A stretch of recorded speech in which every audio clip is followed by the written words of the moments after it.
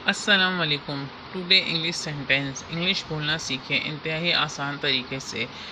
आप इन सारे सेंटेंस की अच्छे से प्रैक्टिस करें और इन फार्मूले को समझ के इंग्लिश बोलना सीखें तो आपकी इंग्लिश इम्प्रूव हो जाएगी। आप खुद भी अपना कोई भी सेंटेंस बना सकते हैं फार्मूला अच्छा से याद हो कर। पिछली वीडियो में बहुत सारे सेंटेंस हैं जिनको अच्छे से प्रैक्टिस करके आप अपनी इंग्लिश को इम्प्रूव कर सकते हैं। चैनल को सब्सक्राइब कीजिएगा, वीडियो को लाइक कीजिएगा, वीडियो लास्ट तक देखिएगा। स्टार्ट होगा आज का लेसन। आज के लेसन में was busy plus verb plus ING इस्तेमाल है। आई वॉज बिजी कुकिंग, मैं खाना पकाने में मसरूफ़ था। आई वॉज बिजी कुकिंग, मैं खाना पकाने में मसरूफ़ था की जगह थी भी लग सकता है। जब माजी की बात करते हैं तो वॉज का इस्तेमाल करते हैं। तो आई वॉज बिजी कुकिंग, मैं खाना पकाने में मसरूफ़ था। शी वॉज बिजी राइटिंग, वो लिखने में मसरूफ़ थी। शी वॉज बिजी राइटिंग, वो लिखने में मसरूफ़ थी। आई वॉज बिजी वर्किंग, मैं काम करने में मसरूफ़ था। आई वॉज बिजी वर्किंग, मैं काम करने में मसरूफ़ था। इसमें भी था की जगह थी लग सकता है। ही वॉज बिजी टीचिंग, वो पढ़ाने में मसरूफ़ था। ही वॉज बिजी टीचिंग, वो पढ़ाने में मसरूफ़ था। इस तरह से इस फार्मूले को याद करके आप अपने सेंटेंस खुद भी बना सकते हैं। जब ये बताना हो कि मैं किसी काम में मसरूफ़ था तो हम was busy plus verb plus ING का इस्तेमाल करेंगे। ये सारे सेंटेंस एग्जाम्पल के तौर पे आपके पास हैं। इस तरह से आप अपने कोई भी सेंटेंस बना सकते हैं। कुकिंग के बदले कोई और वर्ड भी आप लगा सकते हैं।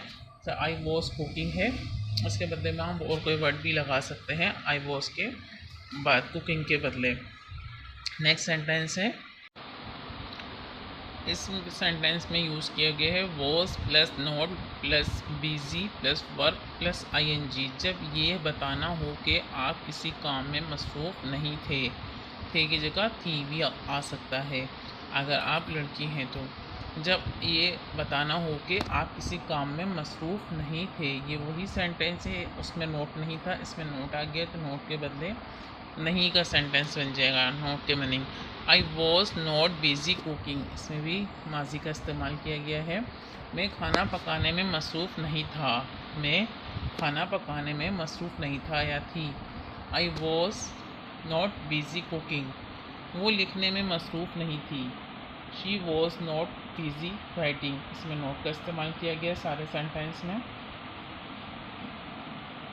She was not busy writing, मैं काम करने में मसरूफ़ नहीं था। I was not busy working, मैं काम करने में मसरूफ़ नहीं था।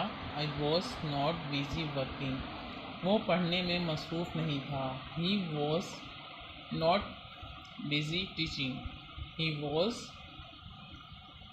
नॉट बिजी टीचिंग, वो पढ़ने में मसरूफ़ नहीं था। I was not busy working, मैं काम करने में मसरूफ़ नहीं था। इसमें नोट लगा दिया है तो नोट से नहीं का सेंटेंस अगर हम ये कहना है हमें किसी को कि हम काम करने में मसरूफ़ नहीं थे तो उसमें नोट का इस्तेमाल होगा। जो पीछे सेंटेंस था उसमें नोट का इस्तेमाल नहीं था, उसमें था कि मैं काम कर रही हूँ या मैं काम कर रही थी और मैं लिख रही थी, यही सारे सेंटेंस थे, लेकिन उसमें नोट नहीं था और इसमें नोट है।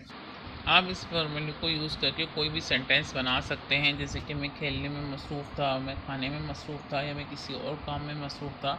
इस तरीके से आप कोई भी सेंटेंस बना सकते हैं इस फार्मूले का यूज़ करके। बहुत ही ईजीली आपकी इंग्लिश भी इम्प्रूव हो जाएगी। Next sentence. अब इस सेंटेंस में हम सीखेंगे सवालियात फ़िक्रात बनाने के लिए। ये भी बहुत इजी है फार्मूला, इसका भी बहुत सिंपल है। अगर इस फार्मूले को भी आप यूज़ करके अपने कोई भी सवालात बोलना चाहें इंग्लिश में तो आप इस तरीके से बोलेंगे। आप अपने वर्ड से पहले वॉस ले आएंगे तो ये सवालियात फ़िक्रात बन जाएंगे। वॉस आई बिज़ी कुकिंग, क्या मैं खाना पकाने में मसरूफ़ थी। वॉस आई बिज़ी कुकिंग, क्या मैं खाना पकाने में मसरूफ़ थी। वॉस शी बिज़ी राइटिंग, क्या वो लिखने में मसरूफ़ थी। She was she busy writing, क्या वो लिखने में मसरूफ़ थी। वॉज आई बिज़ी वर्किंग, क्या मैं काम करने में मसरूफ़ था। वॉज आई बिज़ी वर्किंग, क्या मैं काम करने में मसरूफ़ था। वॉज ही बिज़ी टीचिंग, क्या वो पढ़ने में मसरूफ़ थी, पढ़ने में मसरूफ़ था। थी और था दोनों का वर्ड यूज़ हो सकता है, दोनों वर्ड यूज़ हो सकते हैं। ये सारे वही सेंटेंस है, आप लोगों को समझाने के लिए करके इस सेंटेंस को उसी सेंटेंस को यूज़ किया गया है ताकि आप लोगों को समझने में आसानी हो कि सवालियात फ़िक्रात कैसे हैं, नोट वाले फ़िक्रात कैसे हैं और बगैर नोट के फ़िक्रात कैसे हैं, तो उनको किस तरीके से यूज़ किया जाएगा और किस तरीके से सेंटेंस बनेगा। इससे आप कोई भी सेंटेंस अपना बना सकते हैं और अपनी इंग्लिश को इम्प्रूव कर सकते हैं। इस तरह से आपकी इंग्लिश भी अच्छी हो जाएगी अगर आप इस फार्मूले को इस्तेमाल करके अपने सेंटेंस को बनाते हैं। तो नेक्स्ट सेंटेंस, इस सेंटेंस में व्हाट इफ़ का यूज़ किया गया है जब ये कहना हो कि अगर ऐसा हुआ तो क्या होगा। इसमें सेंटेंस का यूज़ होगा व्हाट इफ़ का। What if I get late, अगर मुझे देर हो गई तो क्या होगा।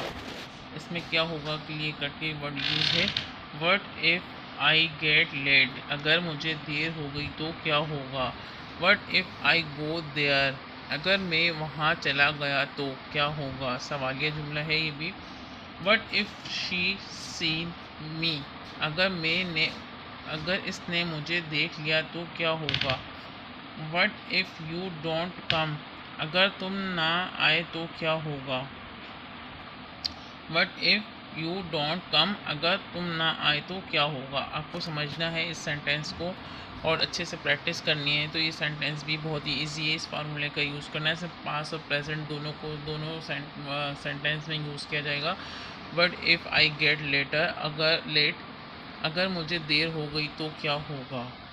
But if I go there, अगर मैं वहाँ चला गया तो क्या होगा। इफ़ शी सी मी, अगर इसने मुझे देख लिया तो। What if you don't come, अगर तुम ना आए तो। इसमें तो और आगे फिर तो क्या होगा, ये भी वर्ड सेंटेंस पूरा बन सकता है और आप अपनी तरफ से भी इसको सेंटेंस बना सकते हैं। नेक्स्ट सेंटेंस देखते हैं।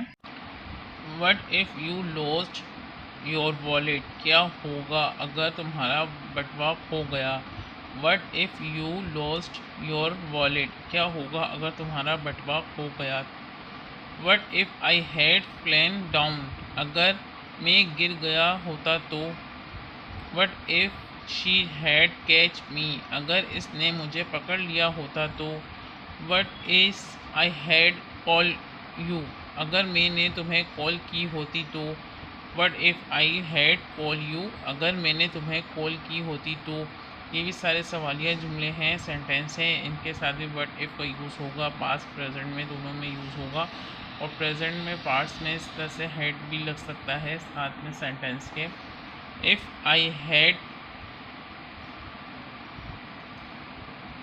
आई हैड कॉल्ड यू, अगर मैंने तुम्हें कॉल की होती तो क्या होता।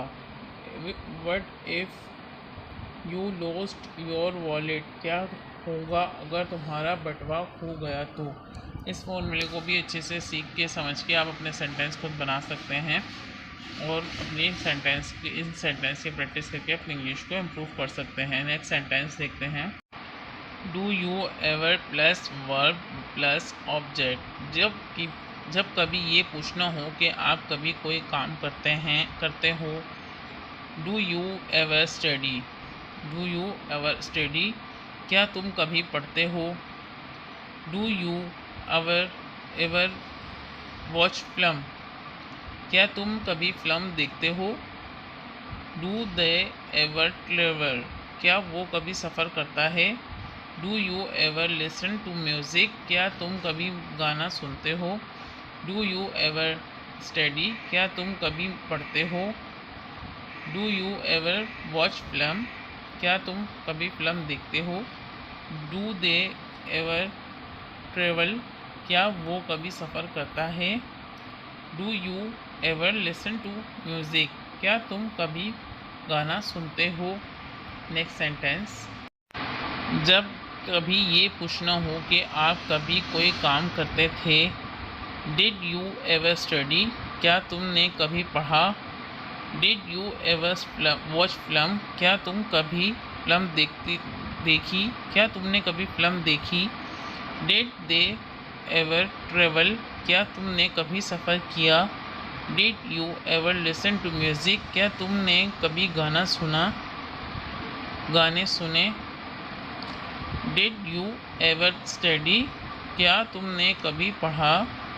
Did you ever watch film, क्या तुमने कभी फिल्म देखी।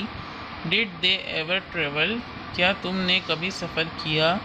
Did you ever listen to music, क्या तुमने कभी गाने सुने।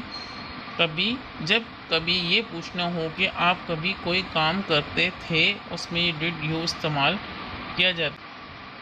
आप इन सारे सेंटेंस की अच्छे से प्रैक्टिस करके अपनी इंग्लिश को इम्प्रूव कर सकते हैं। इन सब के साथ फार्मूले भी दिए हैं, इन फार्मूले को यूज़ करके आप अपनी मर्ज़ी से अपने सेंटेंस बना सकते हैं। इन सेंटेंस की अच्छे से प्रैक्टिस कीजिएगा और चैनल को सब्सक्राइब कीजिएगा, वीडियो को लाइक शेयर कीजिएगा। Thank you for watching. अल्लाह हाफ़िज़।